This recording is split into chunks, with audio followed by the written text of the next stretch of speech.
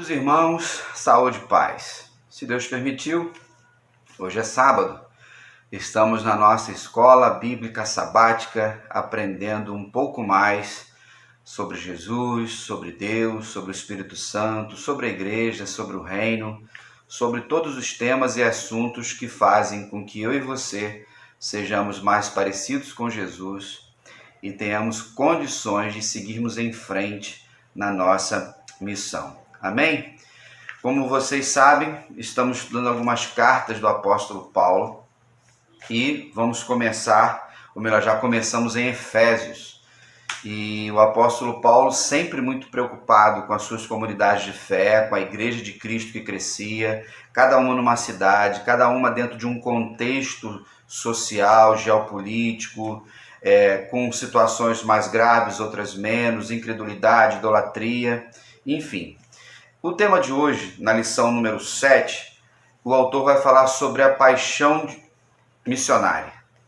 O apóstolo Paulo é a grande referência que a gente tem de alguém que assumiu um compromisso de levar o evangelho às gentes, aos povos, aos gentios, que são expressões bíblicas. Deus separou o apóstolo Paulo, ou Saulo, para se tornar Paulo, para isso. Lendo agora, fazendo uma leitura agora na parte da manhã, também no livro de Efésios, em Filipenses, ele vai falar sobre o trabalho, o ministério dele, e ele, na busca, no foco que é Cristo, ele diz assim: eu trabalho para conquistar aquilo pelo qual eu fui conquistado por Jesus.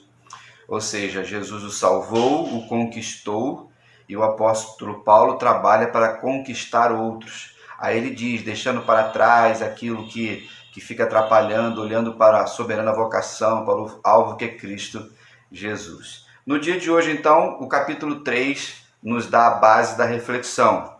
E o autor da revista tem nos trazido excelente reflexão.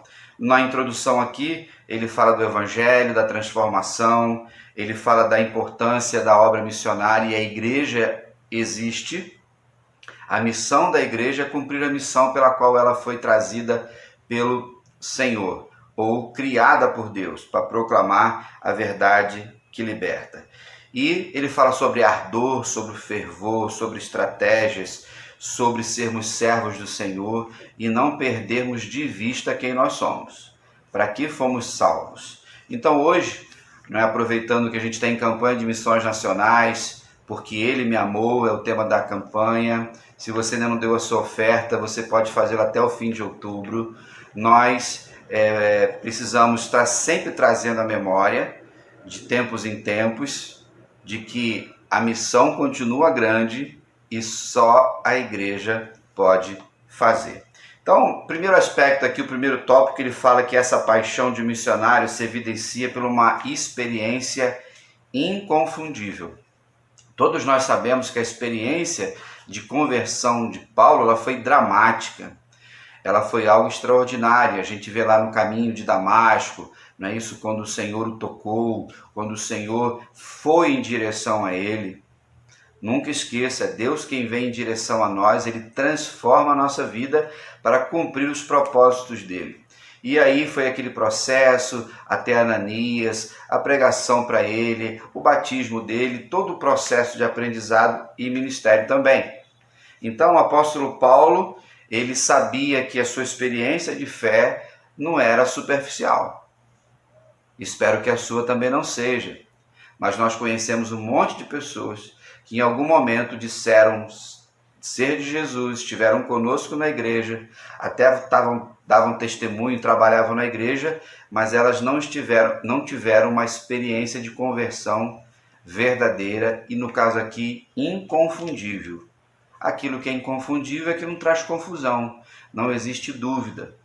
Então, o texto dos versículos 3 e 4 diz assim: e como por revelação me foi manifestado o mistério, conforme vos escrevi acima em poucas palavras, de forma que, quando ledes, podeis perceber a minha compreensão do mistério de Cristo. A questão do mistério de Cristo é a própria revelação do Senhor. Mas não podemos esquecer que Deus deu uma missão para o apóstolo Paulo que era para pregar para os gentios. Ele sai ali do arraial de Jerusalém e ele começa a ir em frente. Então, quando nós entendemos que Deus nos chamou, nos salvou, nos conquistou, nós vamos aprender sempre que, se nós não vivermos na dependência total de Deus e da palavra, nós não realizaremos nada de verdadeiro, de frutífero para o reino. Sempre fazendo a lembrança e a crítica de que nós criamos uma estrutura ativista religiosa, criamos departamentos, criamos áreas, projetos A, B ou C, que muitas vezes são para alimentar o nosso ego do que verdadeiramente para pregar o evangelho, para levar a mensagem.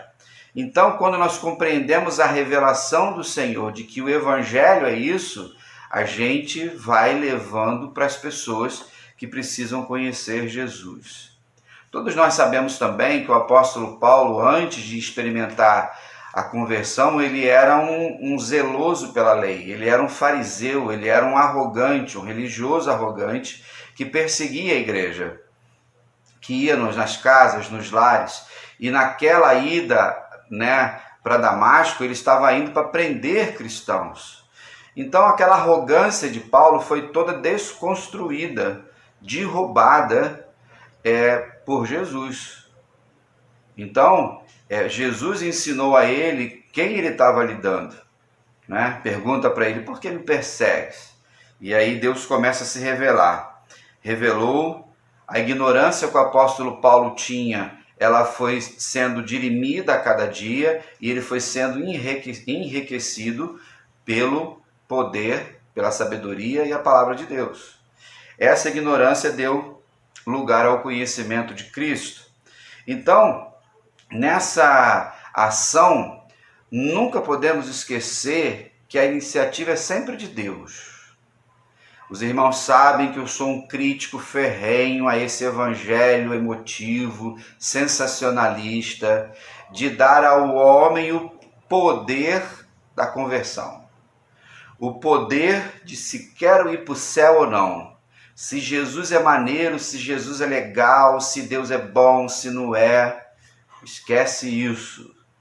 Quem salva é Deus, e se você tem a certeza disso, agradeça ao Senhor, porque Ele te salvou de forma inconfundível.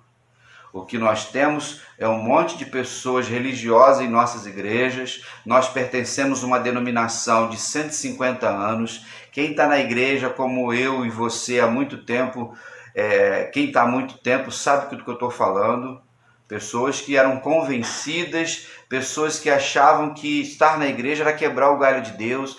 Vamos ajudar o pastor, vamos ajudar o missionário, vamos cantar no coral para o maestro ficar feliz, vamos fazer aqui uma campanhazinha do cimento para construir a igreja, vamos dar uma ofertinha, que sabe como é que é, né? O nosso dinheiro, se a gente não der, a obra acaba.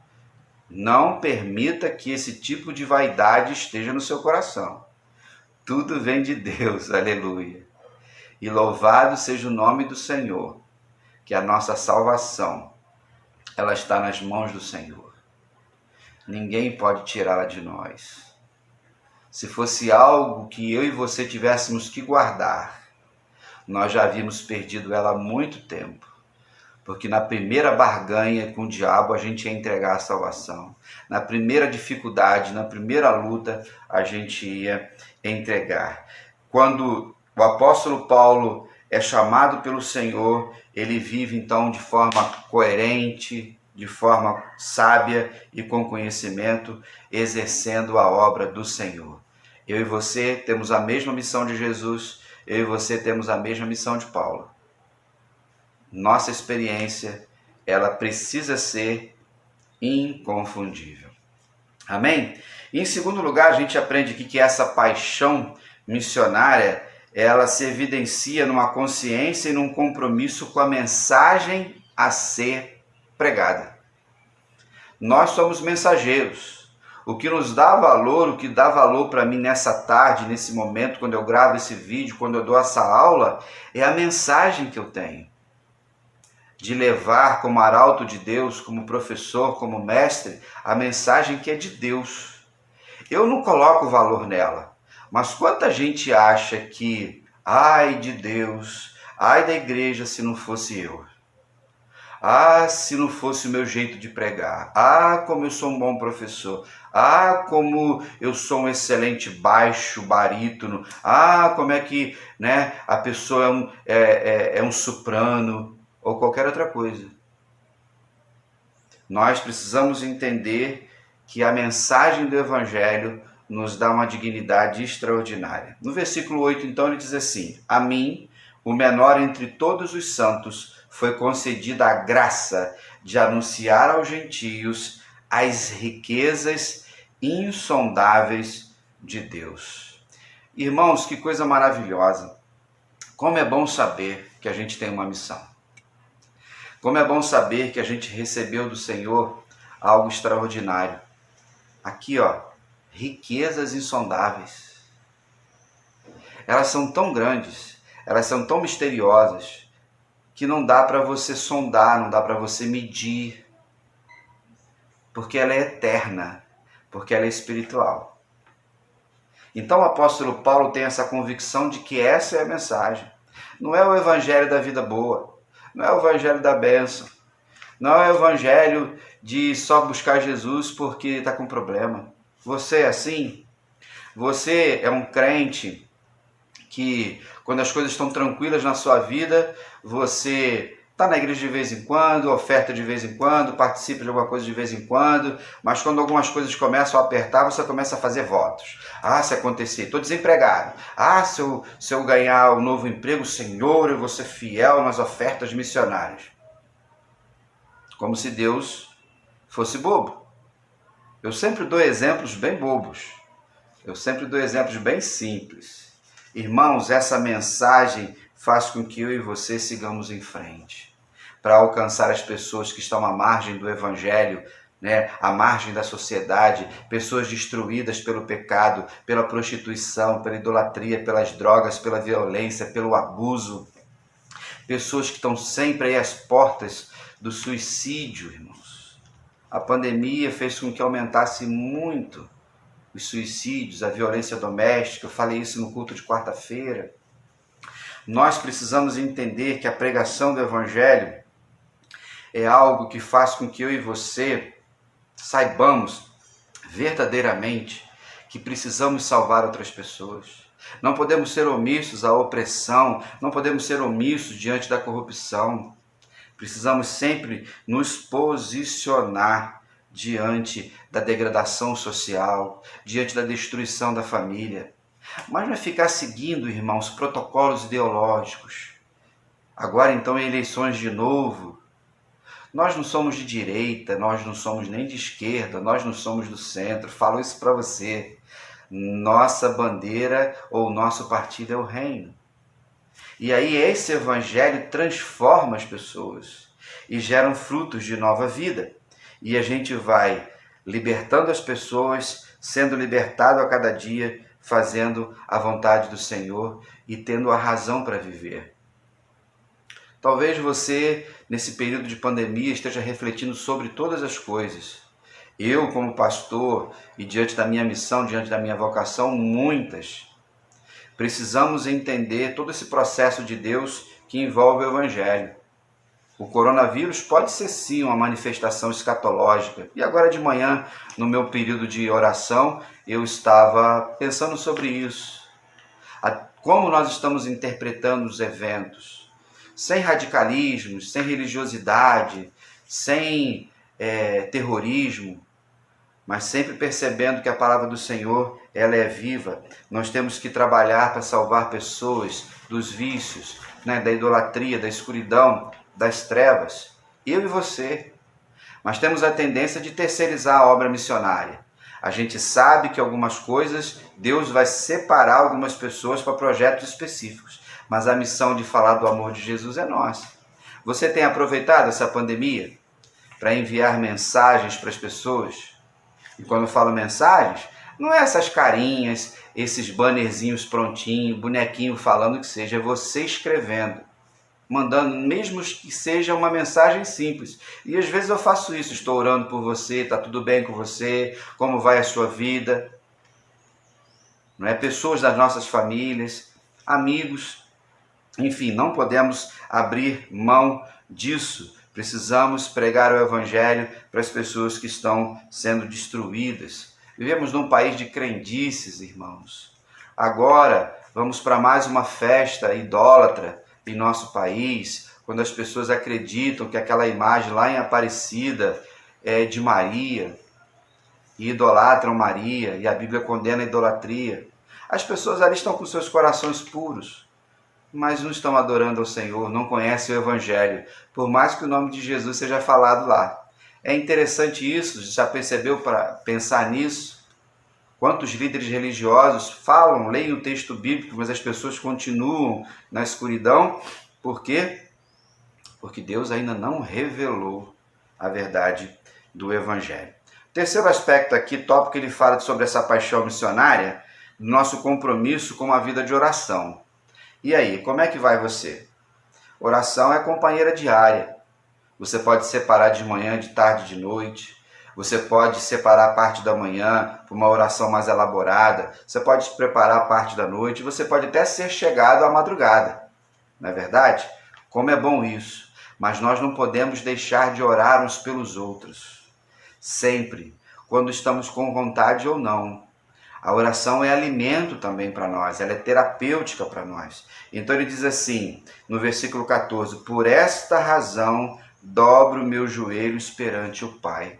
O apóstolo Paulo era aquele que dava, digamos assim, uma expressão que o pessoal usa que eu não gosto muito, apenas para ilustrar, cobertura de oração. Ele trabalha isso em várias outras cartas. Orai sem cessar, orai uns pelos outros, intercedei uns pelos outros. E ele nos ensina a orar pelos irmãos, pela igreja, pelas autoridades, pelos governantes. Que bom que o apóstolo Paulo entendeu todo esse propósito e seguiu em frente. Então a oração precisa fazer parte da minha vida. Você ora pelos missionários, você ora por projetos difíceis muitas vezes de conduzir. Precisamos sim, você ora pela sua igreja. Ah, pastor, eu não conheço todo mundo. Ore por aqueles que você conhece, sabe o nome, de repente você não sabe. Ore pela igreja de um modo geral, ore pelo seu bairro, ore pela cidade, ore pelo Brasil. Somos estimulados e ensinados pela palavra todos os dias. Então, quando nós pensamos em obra missionária, não é somente as estratégias, irmãos. As estratégias são muito boas, mas se você não fizer com oração, elas nem sempre vão funcionar. Por quê? Por causa da batalha espiritual. A nossa luta não é contra a carne nem contra o sangue, é contra as potestades. Então, na briga espiritual, ou melhor, na batalha espiritual, são com ferramentas espirituais. Nós temos, então, a oração, nós temos a palavra, e, lógico, uma vida de santidade, e a gente precisa crer naquilo que o Senhor nos colocou. Então, esse compromisso do apóstolo Paulo era muito grande com a oração.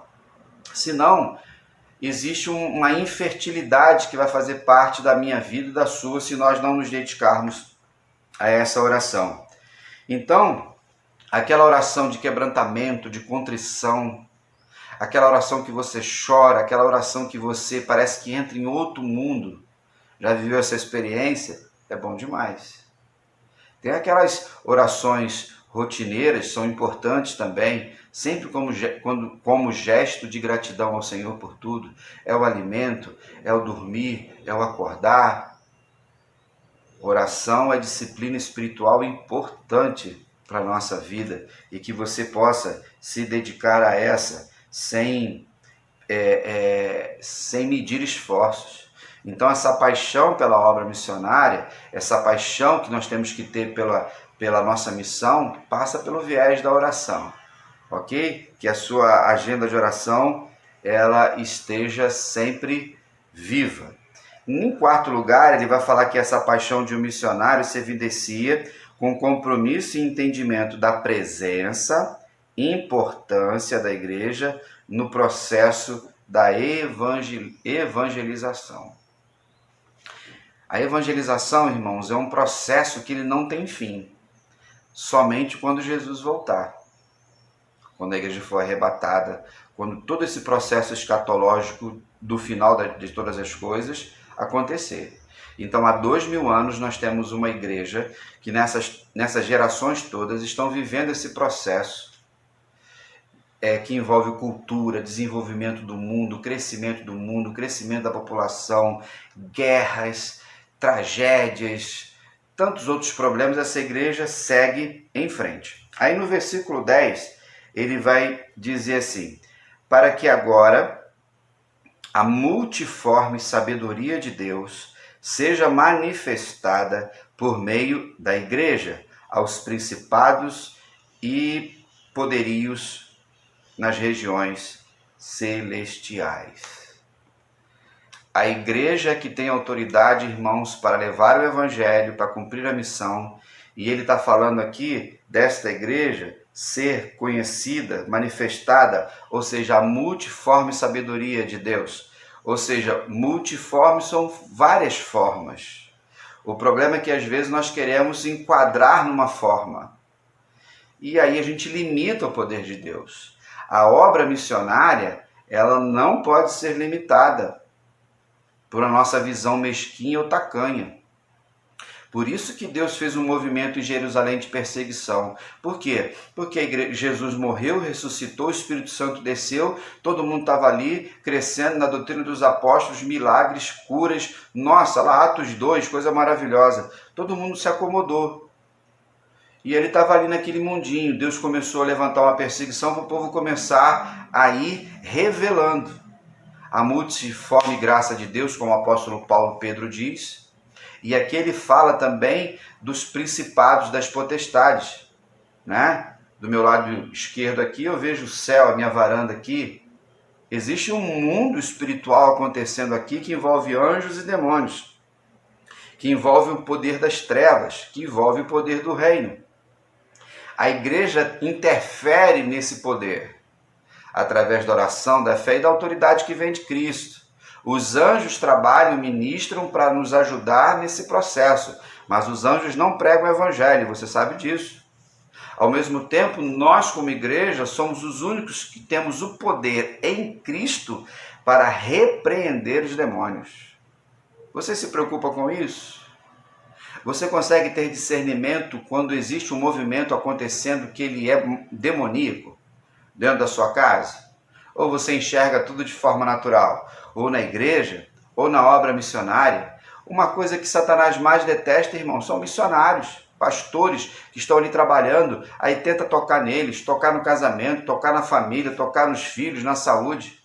A gente sabe que Deus está conosco e sempre vai nos proteger, mas a batalha é nossa e nós precisamos seguir em frente. Então, a missão da Igreja de Cristo, ela é espiritual. Só que muitas vezes nós perdemos tempo com o quê? Com instituições, nós perdemos tempo com estruturas e esquecemos da batalha espiritual. Nós precisamos estar sempre firmes e fortes na missão.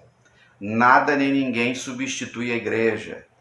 Sempre fala, tem a ONG A, B ou C, tem o projeto, o instituto, tudo isso é muito bom. Tudo que gera o bem para as pessoas é bom, irmãos. Tira a fome de alguns, ensina a outros, acaba com o analfabetismo, acolhe pessoas, dependente químico, enfim, idosos. Nós batistas fazemos isso muito bem, temos autoridade, né, de prática. Mas não adianta nada nós darmos o pão que vai saciar a pessoa e encher o seu estômago se nós não levarmos Cristo Jesus, o pão da vida. Não é verdade? Então, nossa caminhada como igreja do Senhor é uma caminhada que envolve evangelização.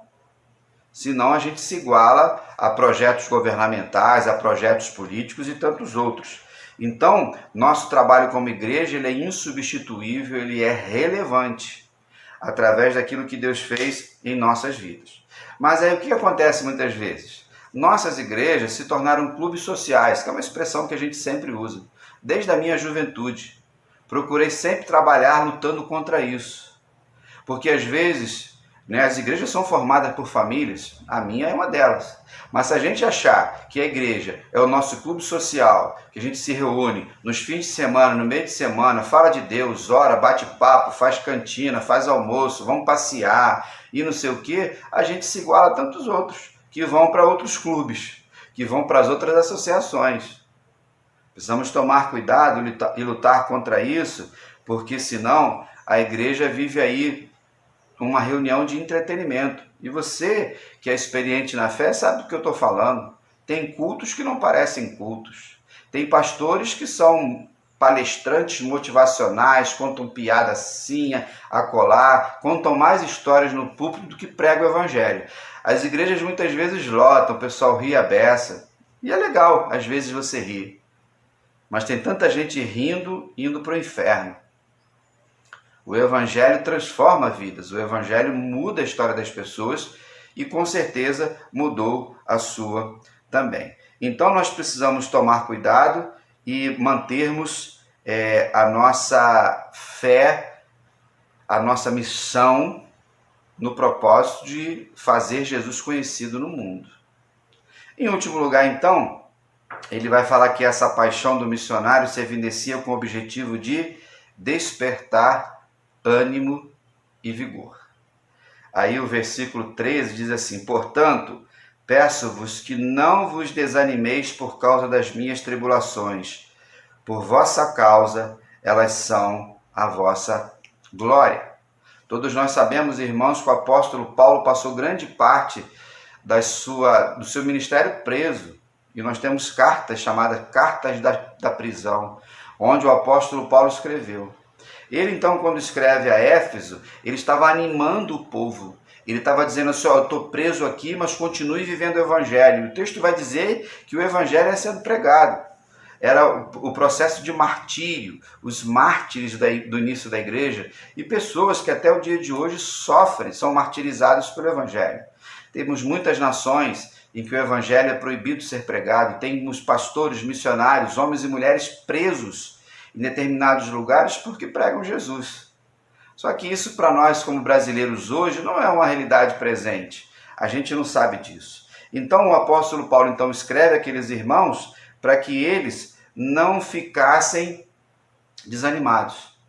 O apóstolo Paulo era um servo atribulado, não com coisas pessoais, mas por perseguições, chicotes, naufrágios, mentiras, fome, tantas outras escassezes que ele passou. Então, nós precisamos, como igreja, diante da missão, fortalecer um ao outro.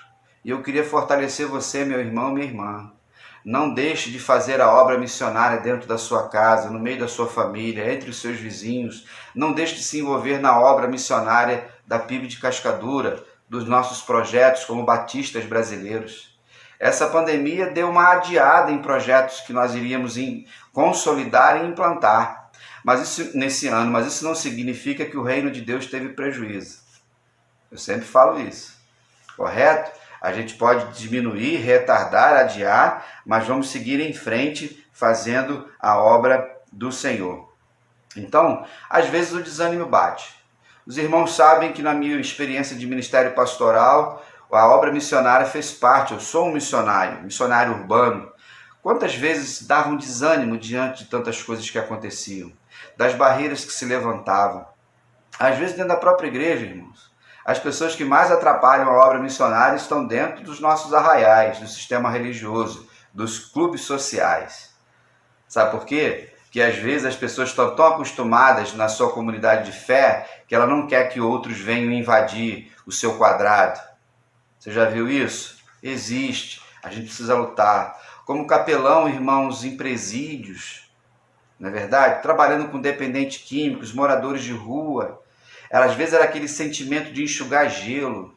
Você internava uma pessoa num dia, quando dava no mesmo dia ou no outro dia, você encontrava ela na rua de novo. Mas, por causa da missão, por causa de ser igreja, por causa do amor a Jesus, A gente vai porque a Bíblia diz que uma alma vale mais que o mundo inteiro, e a gente sabe que Deus vai salvar os seus eleitos. Vamos salvar alguns. O apóstolo Paulo ensina isso. Fazemos de tudo para salvar alguns.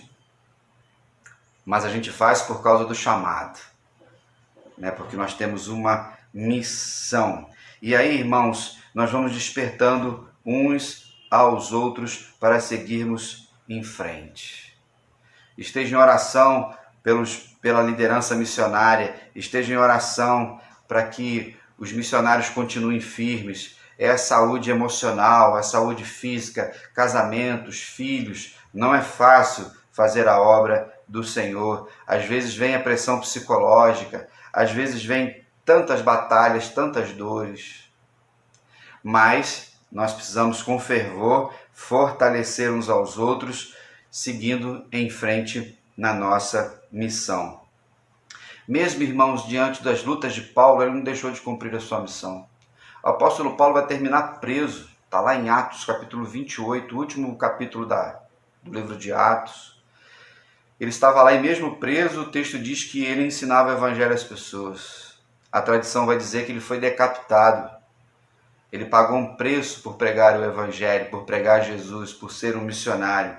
Então, irmãos, no dia de hoje, como creio que foi sempre em outras eras, o sofrimento que eu e você possamos vir a passar e estejamos passando por causa do reino, venha a servir como combustível, como energia para a gente não parar, para a gente não desanimar. Que eu e você juntos, como Igreja do Senhor Jesus, como alunos, como discípulos de Jesus, possamos seguir em frente. Finalizo então, irmãos, que a igreja, baseada no que ele diz aqui, ela não pode ser simplesmente uma biblioteca que se lê sobre missões. Ela não pode estar só na cabeça dos líderes. Você não precisa de cargo, você precisa de liderança. Deus te deu o dom. E falar do amor de Jesus é a nossa missão, porque Ele nos amou primeiro. Aí a gente pode falar, a gente pode testemunhar. Amém, querido? Que esta palavra, que essa lição no dia de hoje fortaleça o seu coração. Lembre-se que todos nós somos chamados, todos nós somos missionários, todos nós temos uma missão. Que você não desista disso, não desanime e mantenha o seu foco em Cristo Jesus. Amém? Um grande abraço para você. Se Deus permitir, amanhã, domingo, às 10 horas, estaremos lá na igreja, no culto presencial. Se a sua saúde estiver boa, esteja conosco lá. Estamos seguindo todo o protocolo sanitário. Tá bom? Grande abraço, fique na paz e até lá.